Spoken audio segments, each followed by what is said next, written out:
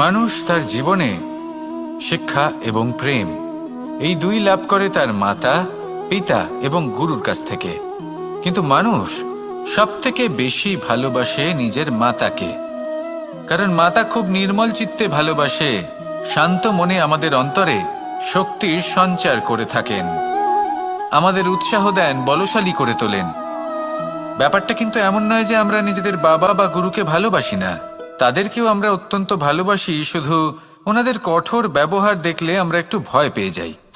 এবার ওনাদের এই কঠোর ব্যবহার আমাদের ভালো না লাগলেও অত্যন্ত আবশ্যক, কারণ মাতার থেকে আমরা যে শক্তি লাভ করি তা যেন নিয়ন্ত্রণ হারিয়ে বিধ্বংসী না হয়ে ওঠে, আমরা যেন কোনো কুপথে না চলে যাই, আমরা কখনো যেন দোষ না করে ফেলি। শুধু সেই জন্য পিতা এবং গুরু একটু কঠোর হয়ে ওঠেন।